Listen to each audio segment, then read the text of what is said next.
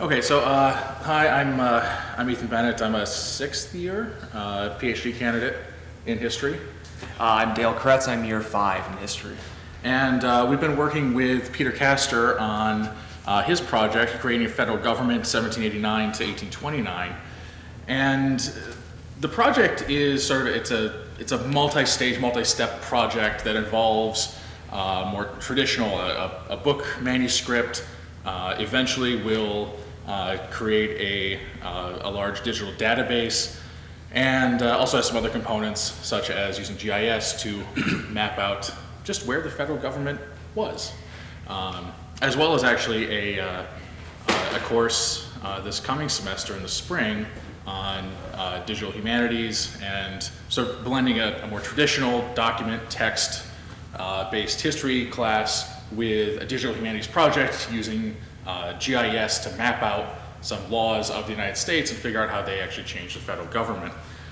So the project is based on the question of how did people in the early republic govern themselves? And it seems like a fairly easy question to answer, but sort of oddly enough, no one's actually figured out what the government looked like. When you hear the founding fathers say, well, a large government versus a small government, we're not quite sure what that actually means in terms of the practical, on-the-ground, daily experience of people in the United States. So just tallying up how many people actually worked for the federal government is something that's never actually been done.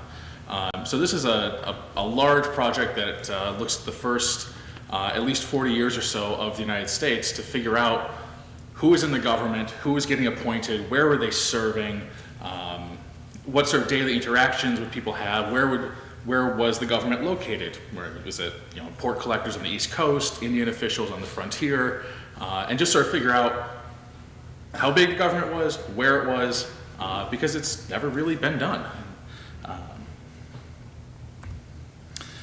So part of this course is just figuring out how many people, or part of the project is figuring out just how many people there are. And of the, let's see, the people that have been traced so far, we're looking at 5,100 Senate nominations for over 3,200 unique individuals, 7,000 Army officers, 4,500 Navy officers, 18,000 applications and recommendations at least, and 18,000 territorial appointments for 10,000 individuals, ranging from the justice of the peace in a small town all the way up to the territorial governor. And a lot of these people are holding multiple offices or being reappointed. So finding all of these people and just sort of tracing who they are, where they are, is quite a project. And this doesn't, by the way, count postmasters, which will probably add several thousand more people to the government payroll. Nor does it count people on government pensions, former Army officers, widows, that sort of thing. So we're finding just a huge number of people who are in the government. And where we're finding this stuff is, well, quite frankly, all over the place. I think part of the reason this project has never really been tackled is it's a mess to figure out where everything was. It's sort of a shock, I think, to figure out just how ad hoc and unsystematized the early federal government was. It's sort of a surprise that it actually survived the first 40 years in some ways. But looking at various records where these things are coming from, for example, one of the things that I've been working on is the statutes at large, all the laws passed by Congress for the first 40 years. And of those almost 2,300 laws, about 707 of them changed the size and scope of the federal government. So figuring out number of employees changing up or down, where the jurisdictions are, carving up new jurisdictions. So it's about 31% of laws in the first 40 years. And figuring out where all of these laws have effect is where the GIS comes in. Yes, so I was kind of in charge of the GIS this summer. I was able to get through the first 2 bills. The first one was the Revenue Act of 1789. This is what established ports. This is what the Revenue Act looked like to people. Each dot represents a port. The dots are color-coded according to port districts. I found these, I located these positions in Google Earth and I brought them into GIS. You probably are familiar with the process.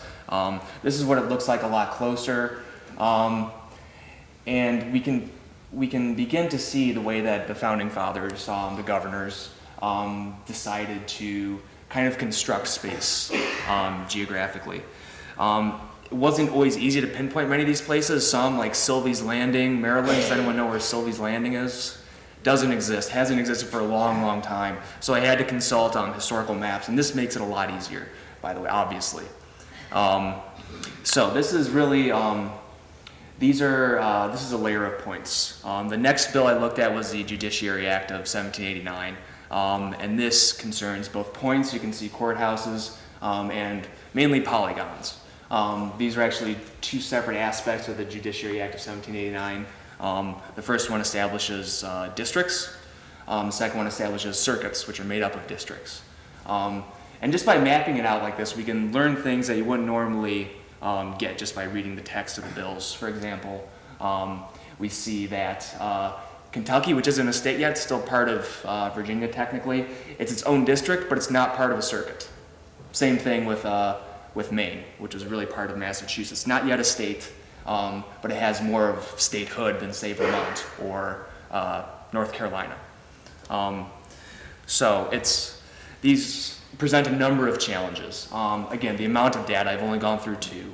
The presentation is also really, really difficult, having this be online and also be accessible and not incredibly slow.